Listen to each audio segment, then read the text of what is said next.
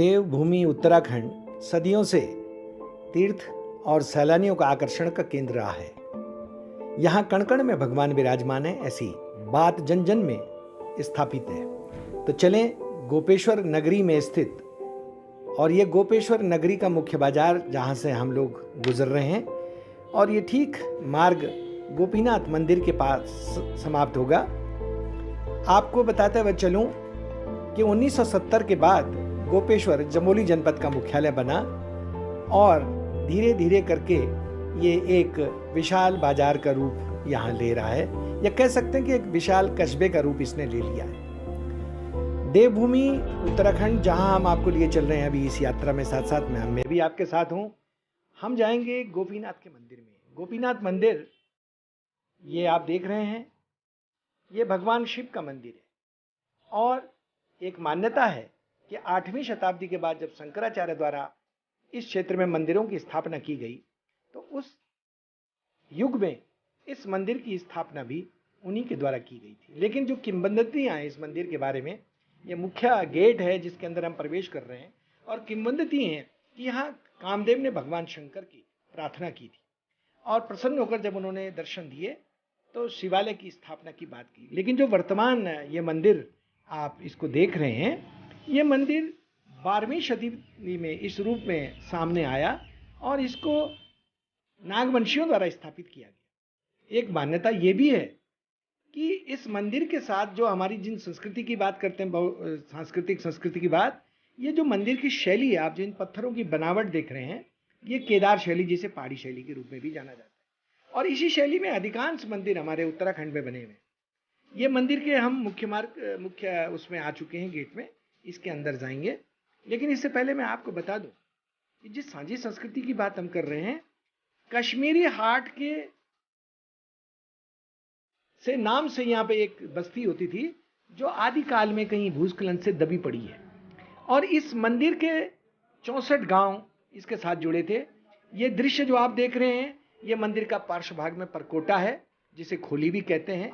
यहाँ पे 30 त्यौहार मनाने की परंपरा रही है, और वो जो तीर्थ यात्री श्रद्धालु आते हैं वो इन कुटियों में विराजमान होते हैं। ये जो विशाल शिवलिंग आप देख रहे हैं, ये इस मंदिर के बगल में जो इतिहास बताता है कि कश्मीरी हाट के नाम की बस्ती थी, और वहां पर ये मंदिर, इस मंदिर के समूह, ये मंदिर समूह है, 64 गांव इस मंदिर की वृत्ति से जुड़े थे, आजीविका से जुड़े थे, जिनकी आजीविका इससे जुड़ी हुई थी।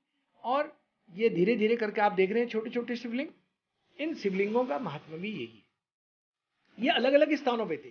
जिस कश्मीरी हाट की बात कर रहा हूँ, वहां से एकत्रित होकर यहाँ पे रखे गए हैं। ये भगवान गणेश, और ये साथ में ये जो हमारी पहाड़ी वास्तुकला थी, शैली थी, ये उसके नमूने ये पूरे उत्तराखंड में मंदिरों में दिखाई देंगे। ये जो त्रिशूल है, ये बताते हैं कि 12वीं शताब्दी में ये टूट गया, इससे बड़ा था, और इसकी जो कला है, इसकी जो विशेषता वही है कि इसकी तर्जनी में आप छुइए तो आपको एक कंपन महसूस होती है। इस मंदिर से जुड़ी हुई एक और गाथा है, लोक प्रसंग है। इसके अनुसार द्वापर युग में भगवान श्री कृष्ण ने जब इस क्षेत्र की यात्रा की, तो उस प्रसंग में जुड़ा हुआ है कि भगवान शंकर को भी ये इस बात को देख के ईर्ष्या हुई कि भगवान श्री कृष्ण ऐसे कौन से हैं कि जो मेरे क्षेत्र में अपनी लीलाएं कर रहे हैं। और भगवान कृष्ण की लीलाओं को देखने के लिए एक ग्वाले का रूप रखकर भगवान शंकर आ गए, और उन्होंने इस गोथल, इसका जिसका प्राचीन नाम है, इस गोथल में जब भगवान श्री कृष्ण की लीलाओं को देखा, तो भगवान शंकर स्वयं प्रकट हुए, और श्री कृष्ण पर मोहित होते, आकर्षित होते उन्होंने कहा कि ठीक है, मेरे इस नाम से यहाँ पे मंदिर जरूर होगा, शिवालय, लेकिन वो गोपीनाथ के नाम से कालांतर में जाना जाएगा। परंपरा के पुजारी हैं, और हमने जो अपने पूर्वजों से सुना, अपने पिताजी, अपने ताऊजी, अपने दादाजी से जो सुना, बताते हैं यहाँ पर कि शंकर भगवान जी ने यहाँ पर स्वयं तपस्या किया है और कामदेव को अर्पित किया है। और जो है ये सामने जो है सामने जो त्रिशूल है, शिव शक्ति है।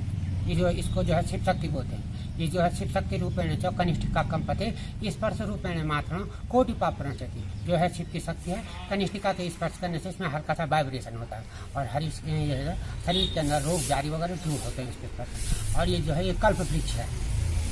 बताते हैं कि यहाँ पर स्वयं शंकर भगवान जी इसी कल्प वृक्ष के नीचे जो है तपस्या में बैठे हुए थे।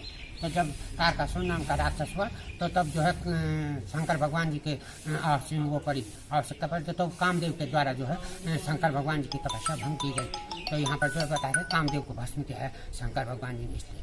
और नीचे जो है यहाँ पर भगवान रुद्रनाथ जी की शीतकालीन गद्दी है। यहाँ पर जो है भगवान जी की जो है 6 महीने पूजा यहाँ पर होती है। और जो है मई 16-17 तारीख को जब विषग्रहण जेठ के महीने, हिंदी जेठ के महीने की जो विषग्रहण आती है उसको जो है भगवान का यहाँ से जो है बाहर आते हैं और 3 गति को यहाँ से रास्ता लगते हैं। तो 5 गति को जो है वहाँ पट खोलते हैं। तो 5 महीने ये मई, जून, जुलाई, अगस्त, सितंबर, अक्टूबर 16 अक्टूबर को वहाँ जो है पट बंद हो जाता है। तो 5 महीने की पूजा वहाँ होती है और 7 महीने की भगवान जी की यहाँ गोपीनाथ जी में पूजा।